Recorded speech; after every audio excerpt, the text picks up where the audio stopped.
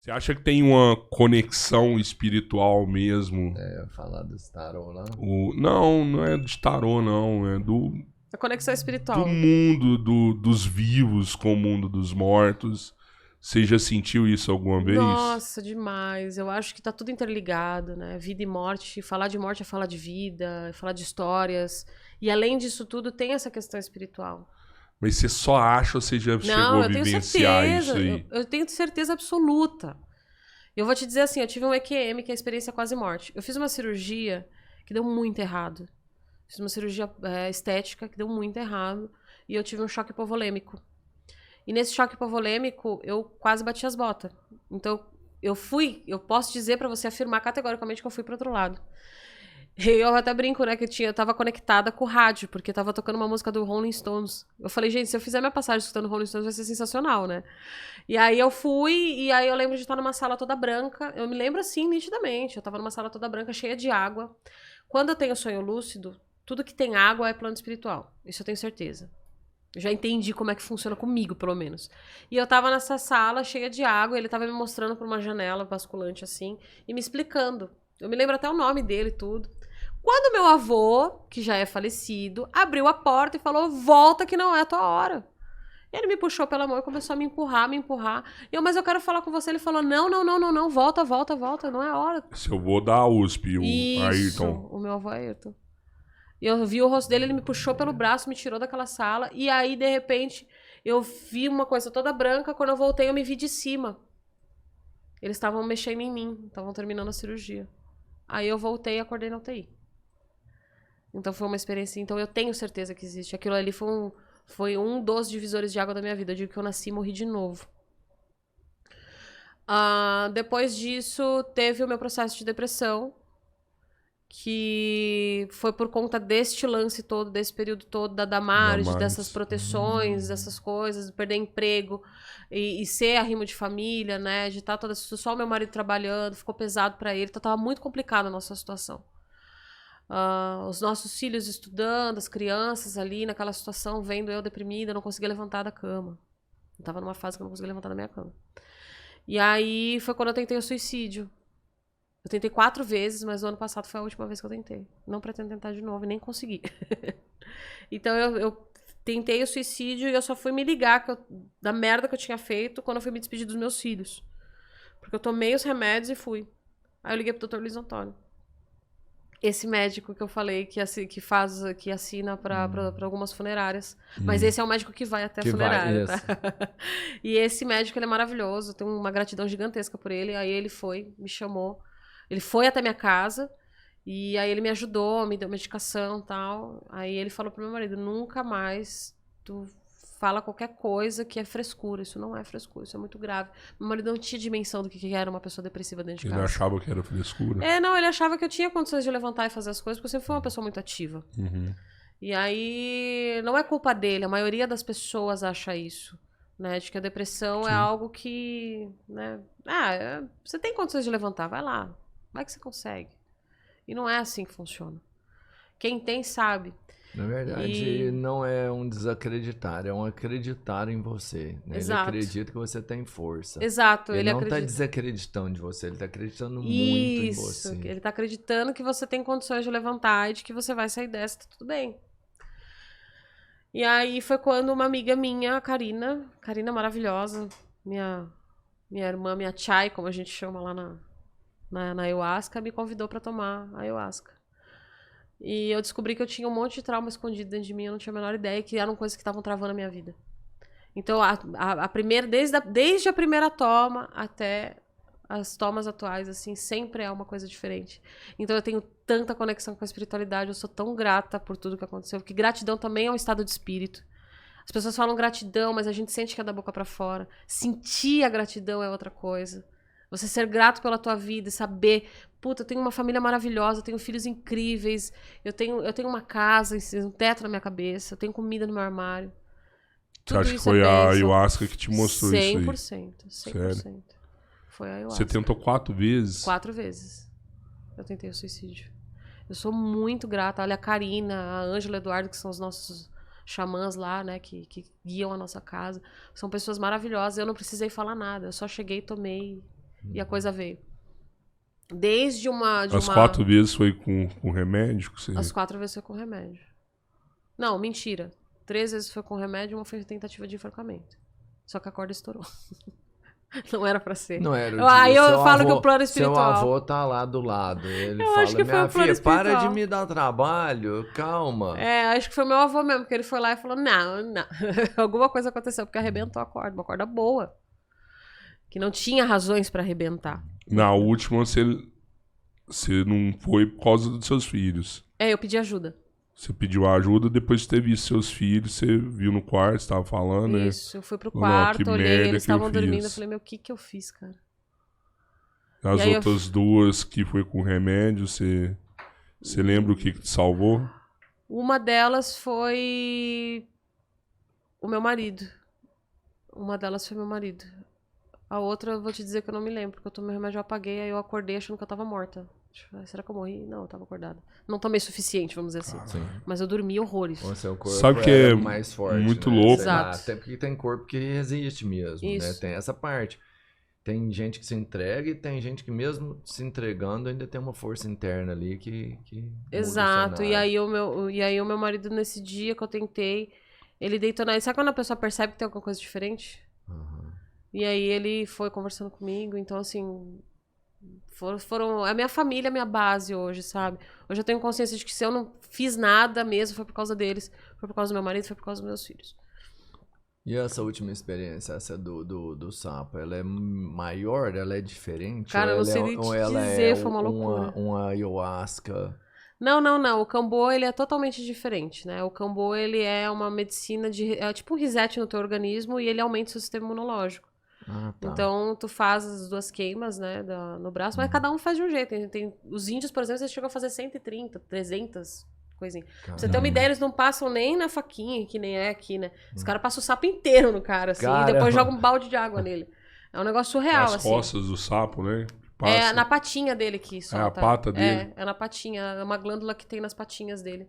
Que solta essa... Sabe que é muito louco, assim, a gente já fez vários episódios falando de ayahuasca, esses procedimentos, e é igual eu te falei no começo, eu acho que todo mundo tá procurando alguma coisa no fim, só que existem vários meios de você chegar nisso, e no final as pessoas conseguem chegar.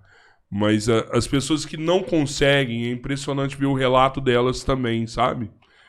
Nos episódios que a gente falou de ayahuasca, teve muita gente que veio falando assim, cara, isso não se brinca, isso é perigoso, isso é uma droga, né? Isso mata. Sim. Falando mal mesmo, sabe? É um absurdo. A gente também fez alguns episódios falando de constelação, né? Que eu acredito que também é um meio de você chegar nesse resultado que a ayahuasca leva também. A constelação pode ser esse meio para você chegar lá. Do mesmo jeito que eu acho que a religião também é um meio de chegar lá. Eu acho que talvez o esporte também pode ser um meio de chegar lá. Cada tipo de pessoa vai ter um caminho para seguir para chegar nesse resultado. Mas na constelação também eu vi muita gente falando assim, cara, isso é um absurdo. Você tá mexendo com a cabeça de uma pessoa. Não pode fazer isso. Quer ver? Eu vou te contar um episódio. É muito irresponsável. E eu vou te contar um episódio que é uma das razões pela qual eu não... Na verdade, não é que eu não gostei da constelação. Ela me serviu até a página 2.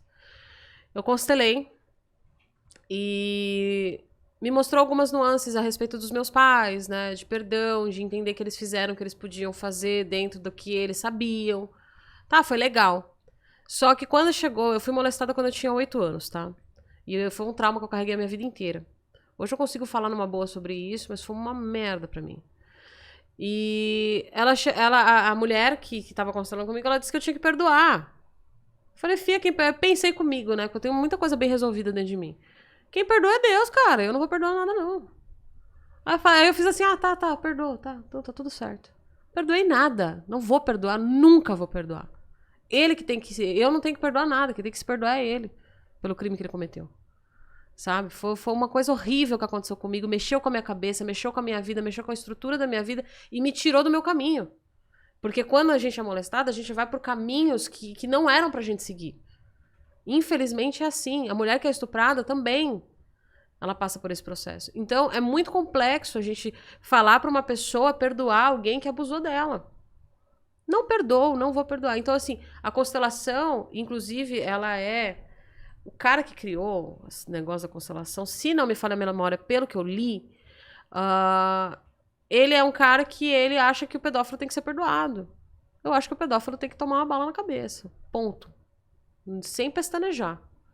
Eu não tenho dó de bandido. E pra mim, porque o cara é um baita de um pilantra. O cara que faz isso, ele sabe o que ele tá fazendo, porque ele estuda a vítima dele. Então ele sabe o que ele tá fazendo. É a mesma coisa que um serial killer. Ele sabe o que ele tá fazendo. Porque ele vai estudar a vítima dele até ele chegar no intento dele. Ninguém sai matando aleatoriamente. Uma pessoa dessa é louca. Né? Como já aconteceu, a gente sabe que existem casos na história de pessoas que saíram matando aleatoriamente na rua. Tipo assim, que nem aqueles guri lá do Columbine. Entraram no colégio, blá, blá, blá. Foi uma coisa aleatória. Embora eles tenham planejado, mas eles não escolheram as vítimas. Um pedófilo, ele escolhe a vítima dele. Então, ele viu que eu tava sozinha na festa, ele me abordou, eu tava com meu pai distraído com a festa. Não era um parente seu. Não era um parente, era um colega lá deles, lá de trabalho. Aí, a gente tava brincando, na época a gente brincava de gato-mia, não sei se você já ouviu falar dessa brincadeira. Eu brincava com o pique-esconde no escuro. Pô, todas as crianças brincando, aí o cara pega e entra no quarto, sabe? Então, tipo, ele estudou muito bem a situação antes de fazer aquilo. E eu fiquei com muito medo, fiquei muito assustada. Então, enfim, foi uma experiência horrível, que aquilo mudou o curso da minha vida. Então, a constelação, ela faz você perdoar esse tipo de gente. Esse tipo de coisa não tem perdão. Então, a constelação eu já descartei da minha vida. Tipo, foi bom pra eu enxergar os meus pais. Né? Embora eu tenha uma relação meio conturbada com meu pai agora, que a gente tá começando a se ajeitar, mas não falo com a minha mãe é narcisista. Então, quer dizer, eu tenho uma mãe narcisista, um pai que foi bem omisso durante a minha infância, porque ele casou e esqueceu que tinha filha. Fui criada pelos meus avós, pelas minhas tias, que são pessoas incríveis, mas não são os meus pais. Então, tipo assim, meio que fui órfã de pais vivos. A minha história foi toda maluca, foi toda conturbada. A minha vida pessoal foi muito conturbada por conta de relacionamentos tóxicos, de pessoas problemáticas que se cruzaram o meu caminho, porque eu não sabia como escolher, porque eu achava que era natural uma pessoa ser abusiva comigo. Porque sempre naturalizaram muito essa questão. Então, sabe, tu pode mudar o curso da vida de uma pessoa fazendo isso. E, inclusive, fazer ela se sentir culpada por isso que aconteceu. Eu passei anos da minha vida me sentindo culpada e eu tinha 8 anos. Que culpa eu tinha? Eu não tinha culpa nenhuma. Não fui eu lá que entrei no quarto e molestei uma criança. Sabe? Então, umas paradas assim que... Eu sou muito paranoica com meus filhos. Depois você fica meio louco, né? A gente tava até conversando sobre isso. Você fica meio louco. Eu sou mega paranoico. Não tenho problema, tipo assim, um colo, um abraço e tal. Mas eu vou ficar olhando que tipo de abraço a pessoa tá dando no meu filho. Cara, eu tenho, né? Mas tem que olhar. Tem que olhar. Eu não aceito, velho. Não, eu não aceito. Tem que olhar assim, e a gente falou sobre isso. E é muito importante. Porque não tem imagem, não tem pessoa, não tem cor, não tem nada que define quem é bom e quem é ruim sobre isso. Não tem. Né? Então... O pai tem que ter a responsabilidade de observar se a criança está ficando no canto, se a intenção do cara que deu um abraço é fraterno ou se é... Na maldade. De aproveitar de qualquer forma que seja. Porque eu vou te falar, hoje a gente vê... Os maiores líderes religiosos são as pessoas que deveriam pregar sobre o amor, sobre a família. Fazendo coisas que são monstruosas. O maior caso de pedofilia tá dentro da família, né, mano? Entendeu? Então, assim, a gente tem que ficar atento, porque qualquer detalhe, qualquer sinal que você perceba, tem gente que consegue sentir. Que é o meu caso. Que é o seu caso, você tem uma sensibilidade maior. Mas quem não tem que se atentar aos detalhes. Sim, então, eu acho que é um conjunto de coisas, né? E essa questão da espiritualidade, eu só consegui ter o entendimento do que era fé, do que era gratidão mesmo pela vida, quando eu fui pra lá. E eu entendo que muitas pessoas não... Porque assim, tem gente que consagra e passa muito mal. Às vezes a gente tá no ritual ali, tem gente que grita, nunca mais aparece a pessoa, você nunca mais vê ela. Porque ela teve o que a gente chama de peia, né? Que é processo de intenso aprendizado. Espiritual de intenso aprendizado. Então essas peias, quando a pessoa tem, é porque ela tem inúmeros problemas, inúmeros traumas, mas ela não tá pronta pra tratar aquilo. Tu tem que estar pronto. Eu acho que foi o momento exato da minha vida. Se tivesse sido antes, não teria sido tão positivo. E se tivesse sido depois, talvez não tivesse dado tempo. Então foi no momento exato. A Karina apareceu na minha vida no momento exato. Ela falou sobre a ayahuasca no momento exato que eu precisava, porque eu já não enxergava mais nada fora. Eu frequentei todos os tipos de religião que você pode imaginar, só nunca me enquadrei com os evangélicos, porque eu acho que eles são muito chatos. São muito cri-cri, né? Você tem que ir, aquela coisa, então eu nunca me fechei muito com eles. Mas nas religiões como um todo, tudo que você pode imaginar, eu já fiz. Tudo. Sabe?